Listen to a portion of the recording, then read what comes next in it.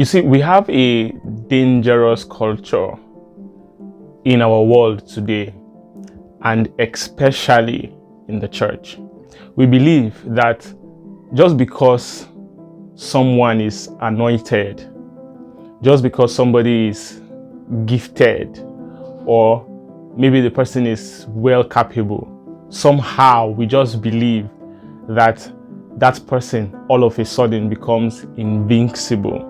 When we look at our leaders, our pastors, our spiritually strong colleagues of ours, somehow we just believe that these people have some secret reservoir of energy that never runs dry. But in Rephidim, it wasn't just the weak who were thirsty.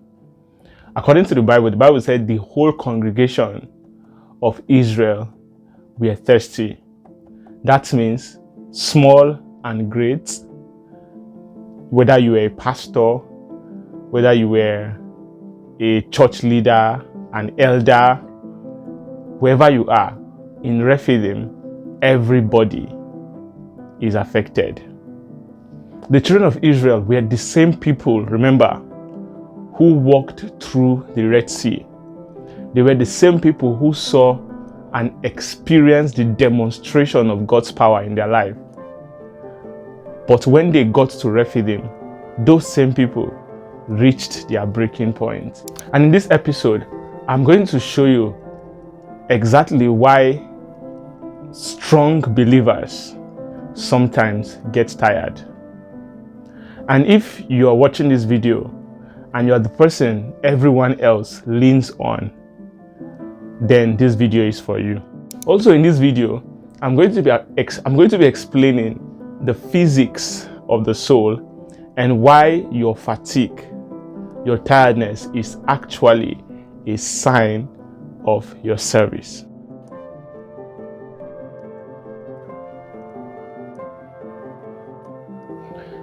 You see, in the physical world, there is a fundamental law that states that output requires intake. That means that no matter how powerful an engine is, that engine cannot run indefinitely without a coolant and a fuel source.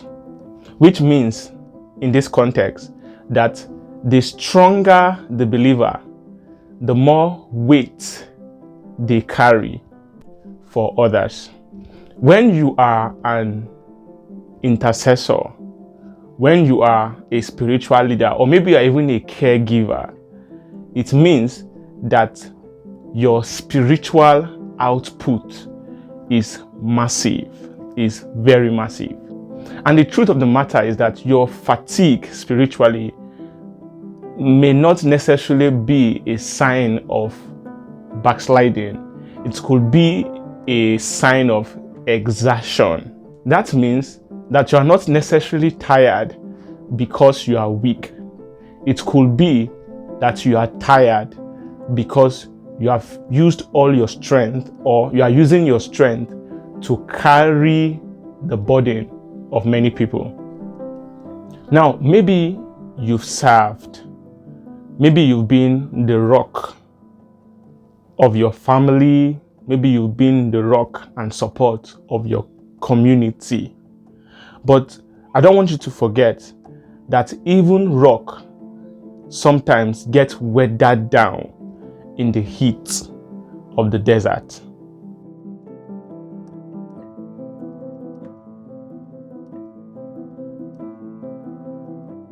You see, the Bible is remarkably honest about the limit of the human strength. Let's look at some of the giants of faith from the scripture. And the first case study we're going to be looking at is Moses. Just after the victory at Rephidim, the father-in-law of Moses, whose name was Jethro, met Moses and said, "Moses, what you are doing is not really good. You will surely wear yourself down." That means even Moses, God's own prophet, got to a specific point in his life where he was at the edge of emotional breakdown and exhaustion. How about Elijah, who will be our second case study now? The same Elijah, after calling fire down from heaven to burn up the sacrifices, and he will eventually go to destroy all the prophets of Baal.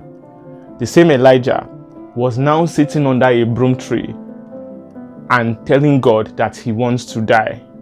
Now, not that he was lacking faith, but at this point, he needed bread and sleep. And notice, God did not respond to Elijah with a sermon. God responded with food and a nap. Personally, I know it can be very overwhelming sometimes to be the spiritual leader of your congregation. But sometimes, really, the most spiritual thing you can do for yourself is to admit your humanity. And that's the reason why God really created the Sabbath. Because God created the Sabbath because he knew, or he knows, that even the most anointed human strength still has a shelf life. So, go get some rest if you need to. Spend some time with your family. As a pastor, as a spiritual leader in your congregation, go spend some quality time with your spouse and with your kids. Go for medical checkup if need be, which in most cases, some pastors don't even do that. They are just so overwhelmed, they are so carried away with ministry activity, and they neglect their own personal health.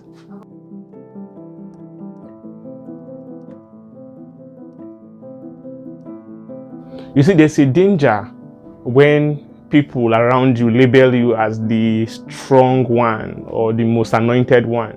The problem is that people don't really care to know if you are okay.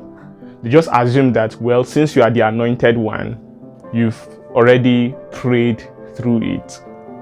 Remember, when the children of Israel were in Rephidim, everybody was just complaining to Moses. Everybody was murmuring against Moses. But nobody really cared to know if Moses himself was okay. Nobody wanted to know if Moses was fine. As a matter of fact, nobody even thought of praying for Moses. The truth of the matter is that the strong often suffer in silence, and that's because they believe that they have this image of invincibility to protect. In the School of Rephidim, the first lesson you learn is vulnerability. That means you must give yourself the permission. You must give yourself the permission to be thirsty. You must realize that you are a child of God first before you became a servant of God. If you are the person that everyone else leans on, the question is, who are you to leaning on? If your answer is no one, just know that you are headed for a crash. You see, Rephidim is where God forces the leader to become the receiver again. You see, being tired is not a failure. It's a signal for you. It's a warning light that you should pull over and let Jesus himself refresh you. Because the truth of the matter is that you cannot do it all by yourself. You need God to hold you by the hand. So stop trying to power through the desert on your own. In the next episode, we are going to explore and see how God leads us through the wilderness season on purpose, and the specific characters he builds for us in the sand. But finally, let me ask you these questions to ponder on. Have you been hiding your exhaustion because you are afraid of looking or being weak? Are you pouring out from you more than what you are allowing God to pour into you? These are questions, again, I would love you to ponder on. Don't forget to subscribe to this channel if you haven't already.